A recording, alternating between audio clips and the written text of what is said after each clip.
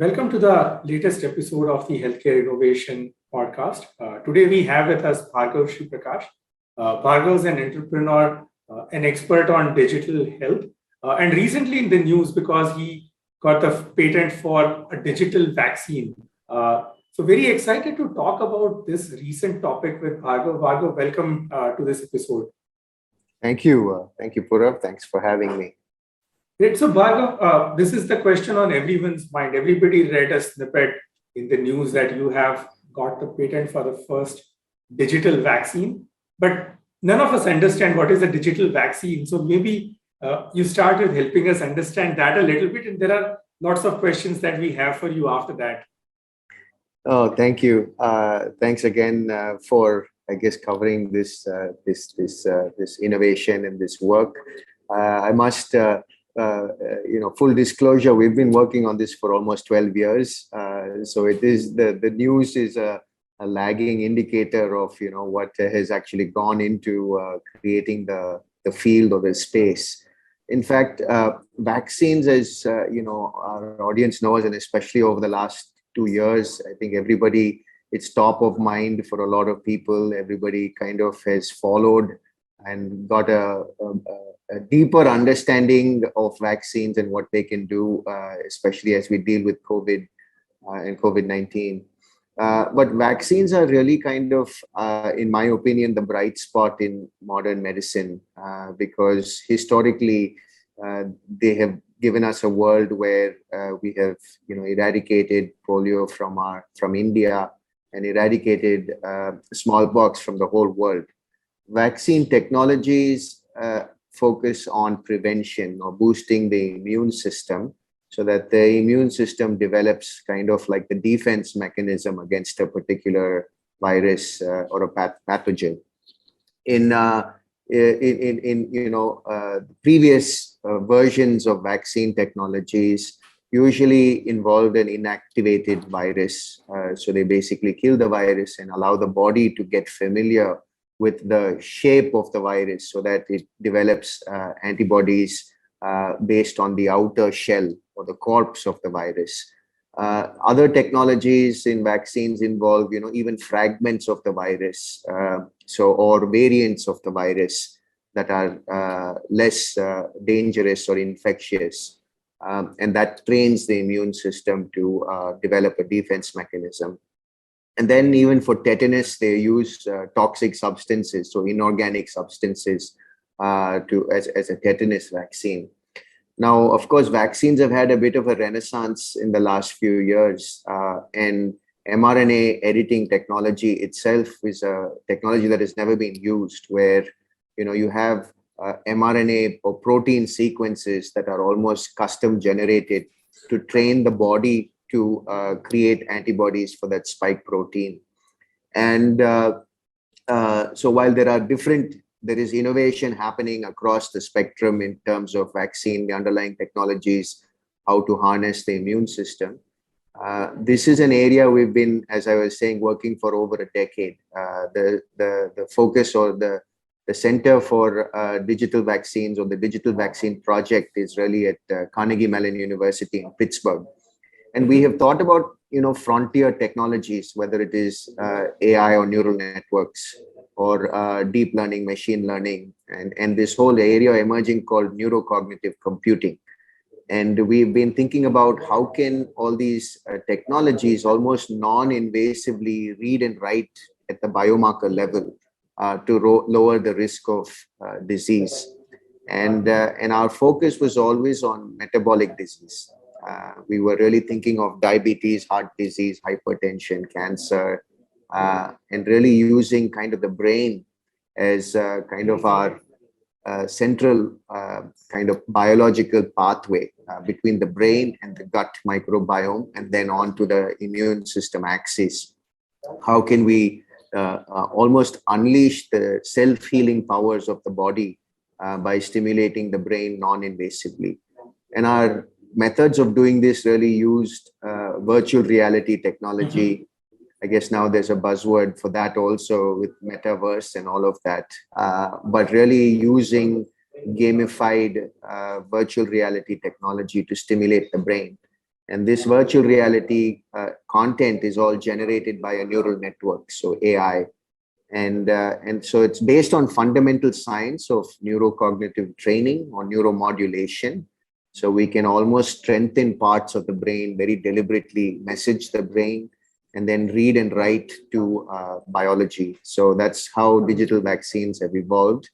But what we've done about this is also subject this technology platform to randomized controlled trials, the same process through which vaccines are developed for safety, for ethics, for real world evidence, and generalizability, reproducibility, and showing that we can indeed lower the incidence of disease or risk of disease, symptoms of disease, and hospitalization, need for medication, so on and so forth. So that's how digital vaccines has evolved. So it's not any other digital platform, but you've also kind of gone through the rigorous clinical trials, generated evidence to ensure that this works across scenarios, right? Yeah, so this is something that has happened as kind of a macro trend, where over the last decade or so, technology and medicine, or technology and biology, have really kind of beginning to come together, to converge in ways that have never happened before. And I think it's a very exciting time, because so far medicine has evolved predominantly,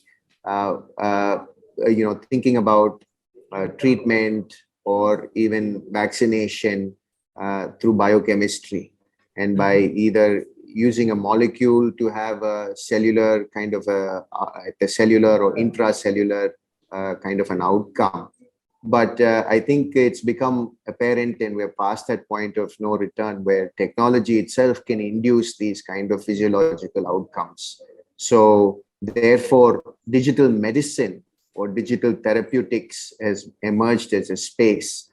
These technologies are different from digital health in that they are rigorously validated, and they are subject to the same level of evidence requirement before they get prescribed by doctors. So in the future, we will see doctors prescribing software, not just medication, and tools like even wearables or these types of technologies will play a greater and greater role in our health.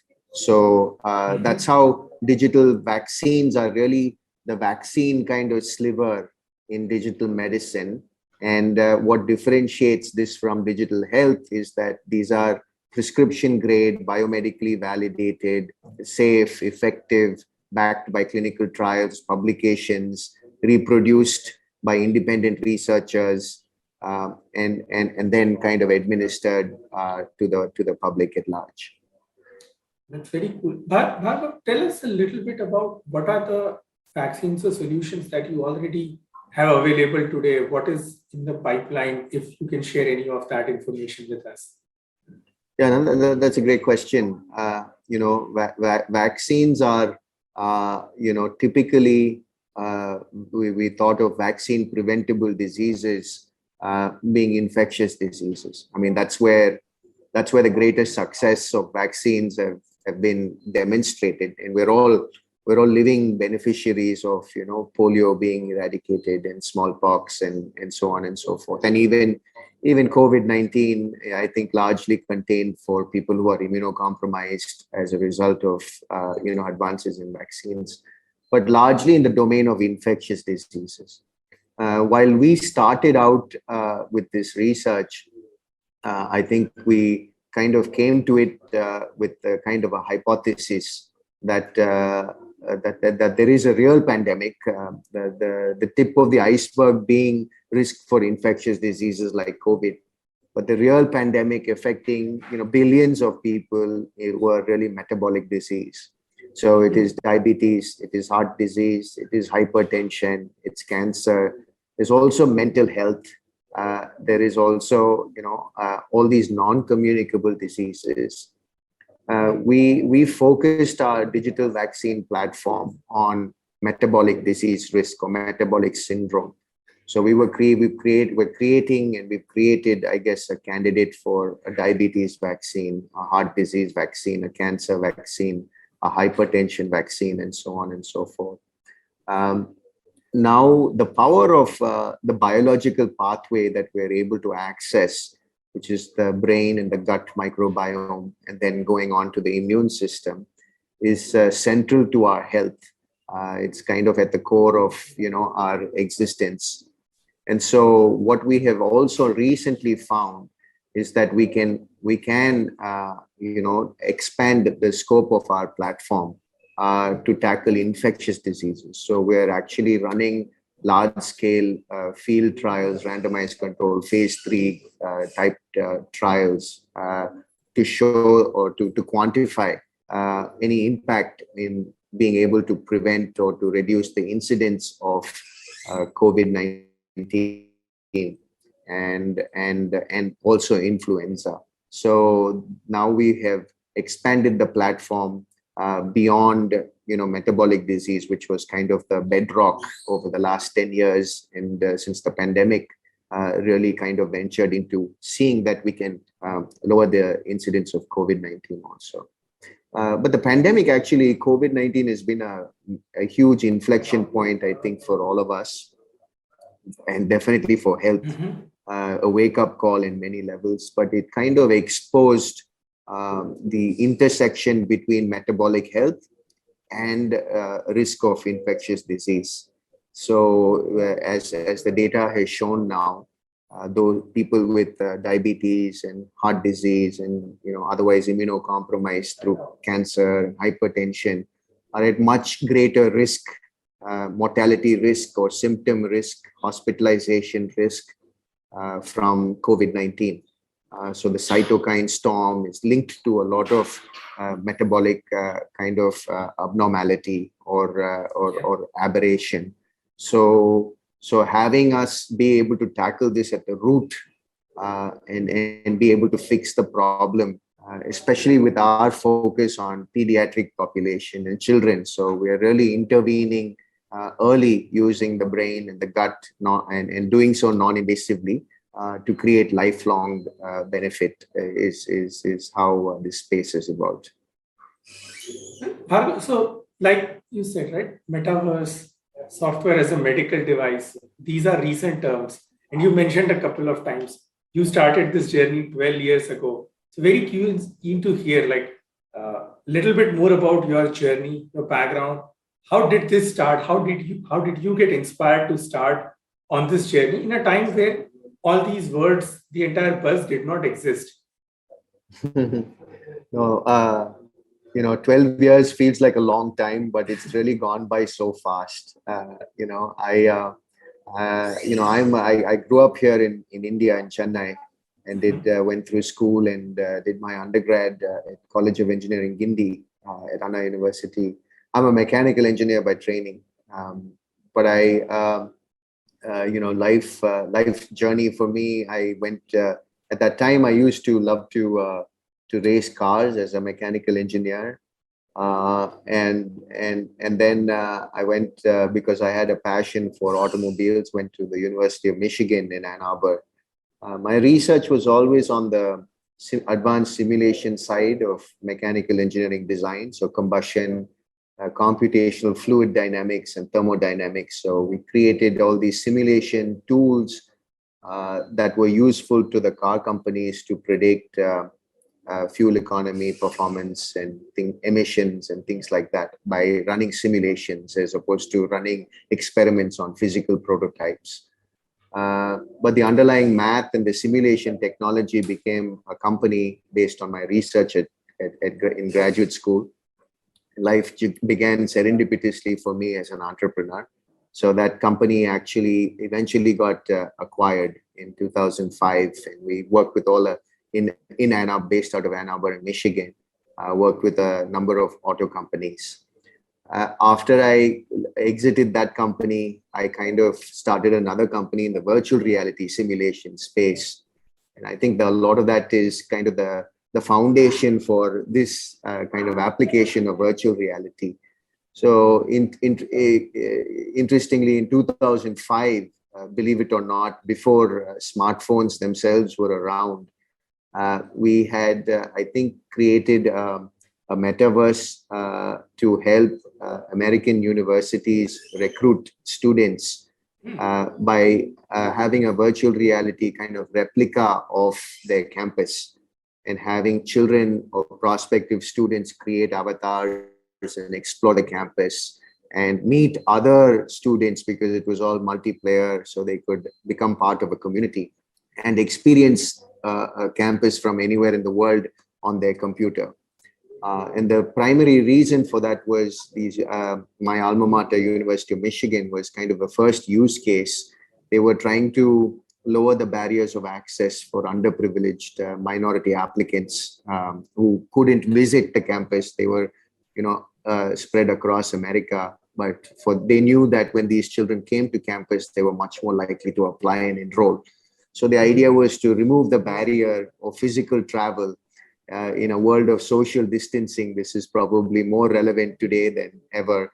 But in those days, we devised this platform. It was an Xbox-style platform, ran on a computer, PC, and Mac. And then that was also used for emergency response training, and then for alumni relations, donor relations. Long story short, it was then implemented at various other universities in the US, Stanford, Columbia, University of Chicago, Western Illinois, Louisiana State University. And then that company got acquired also. So I sold that company, and I spent some time in finance. So I was actually, after selling that, was involved in investing in finance. But I think this journey for me in health really began from a personal kind of a trigger and a motivation. I started thinking about health and children's health, especially after becoming a father for the first time, and seeing the world, through my daughter's eyes. I realized I got a different perspective, and to think about the health of our future generations. One thing that America does exceedingly well is that it's the land of processed food and ultra processed, convenience oriented food, and the land of breakfast cereal. But beyond that, it's also the land of extremely effective and sophisticated advertising. So I could see through my daughter's experience that she would use the first generation iPhone, which is the world's best pacifier at that time, and I'm sure it's even better now. But highly tactile. Before she could speak, could swipe and get to use technology, and then that became a channel for ads to reach her.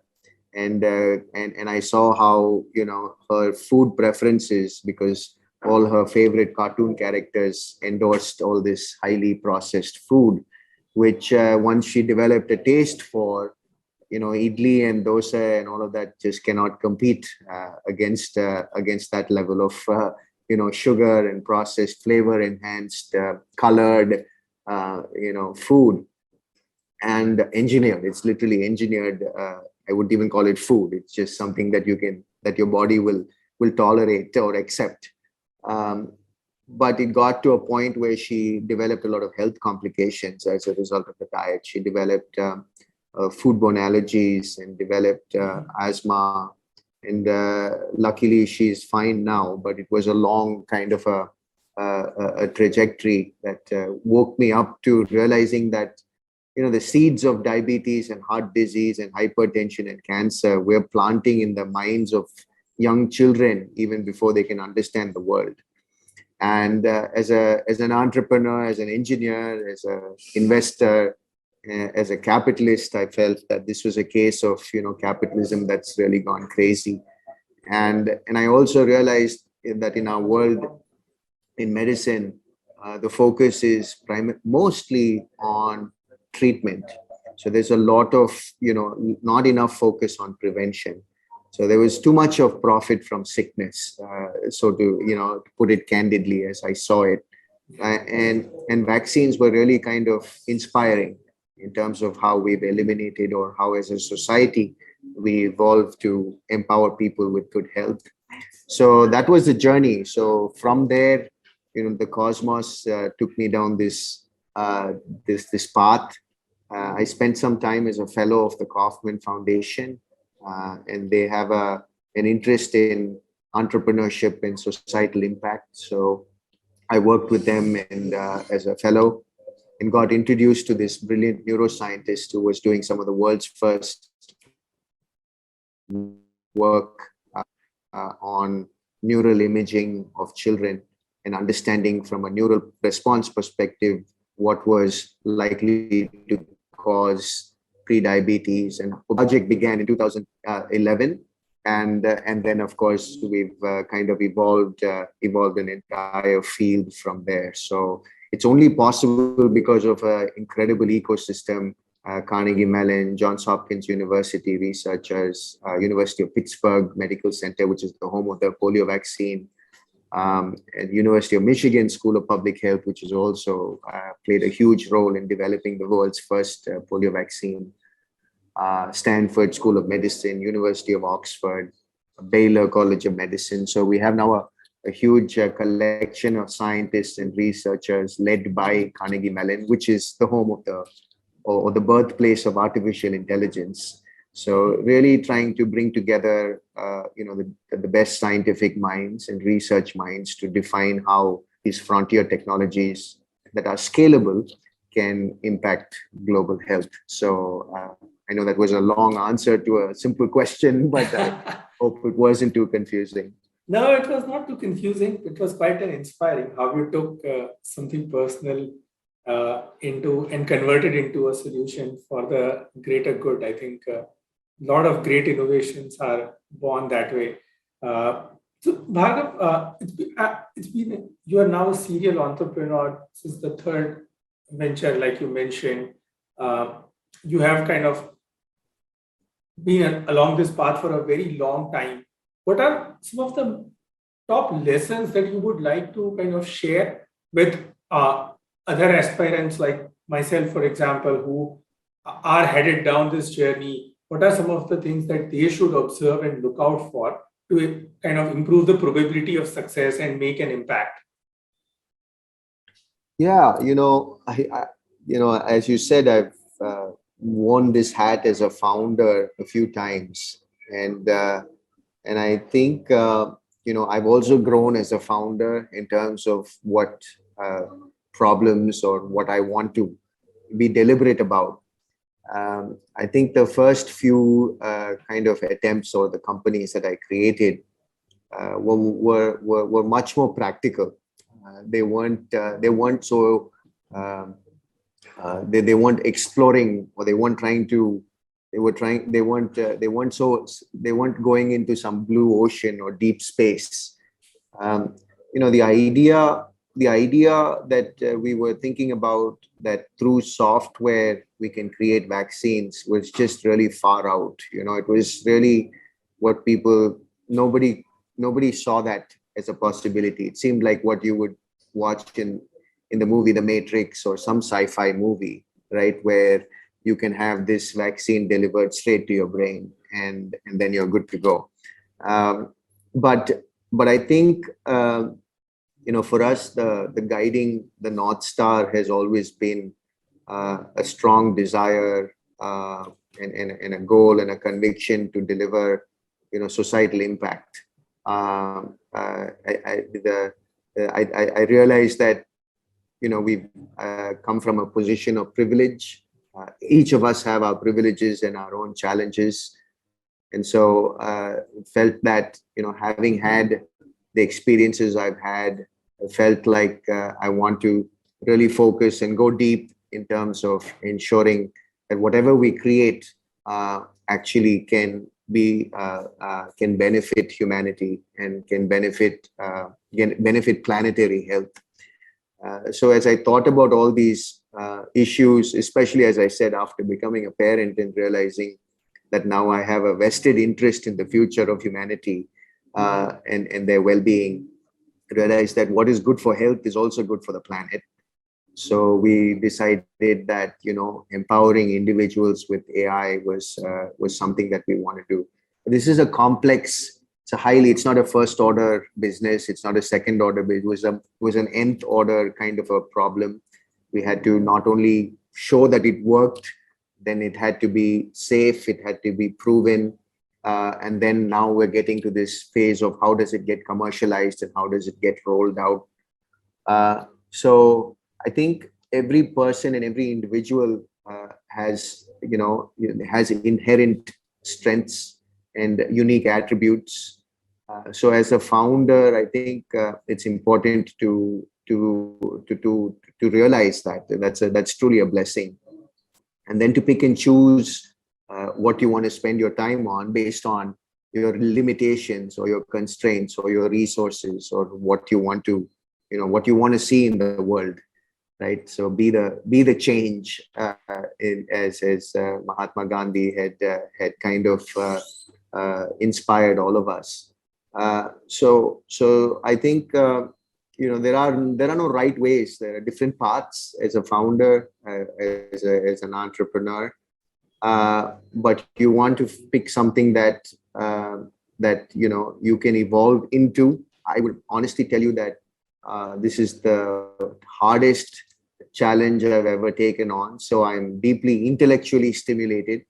I'm also emotionally kind of committed. And as an entrepreneur, I want to actually bring it all together to show that this can be self-sustaining, that it can actually deliver positive change in the world and do so, with a good financial outcome. So I think the important lessons I'd like to share from my own journey was that nothing can be done alone. So you need to constantly keep, surrounding yourself with people that resonate deeply. And I think the depth of those, because the conviction is eventually what allows us to climb mountains. And so, it gets, you do reach a place where there's no oxygen or little oxygen, or you lose your team, or, all of that. But I think it's the depth of conviction that allows you to kind of power through all of that and hopefully come out on the other side or reach the top of the mountain. So it's about, finding people that are going to boost and to help you and to grow and that you can learn from. I think it's also it's also about making sure that you have recognized your values, what you want to do, because this is going to be hard no matter what. So hopefully it's something that you want to think of in terms of a legacy, if you can think that long and say, okay, is this what I want to be known for eventually? Because we all have a limited time on the planet. We all come with nothing and we leave with nothing. So hopefully we can stay humble and focused on, what we want to be known for long after we're gone. And I think the innovation opportunity, I think, play to your strengths, the technology that and then be a part of, something much bigger. So I think those would be, I guess, a few ways by which you can navigate thinking of deep technology. But it's a very exciting time for India, for deep technology. The problems that we face as humanity are so big that they're massive opportunities if you can find a solution. So being an entrepreneur, I think, is going to be extremely fulfilling and rewarding. Just the journey, not the destination. I agree. And to your point, I think in deep technology, this is a great time to be. It is so intellectually stimulating. The possibilities are really mind-blowing. So in some sense, if you have the conviction, I guess perseverance comes naturally, because the problem itself, the outcome itself is so fascinating. Very cool, Bhargav. Thank you. That you said you used the word perseverance. I think that goes without saying, right? climbing these mountains that nobody has climbed before means that it is going to require. It's going to be like, I think often entrepreneurs get into something with the mindset that they will give it 6 months or 12 months or 24 months. The venture capital model is also designed for, okay, we back a company and then we exit in 3 years or 5 years or 7 years or whatever. I think those are all kind of constraints. Those are limitations. I think it kind of by nature of that formula, it requires you to focus on quick wins, easy wins, or and so that mindset takes you down this slippery slope, and then you don't really create something magnificent.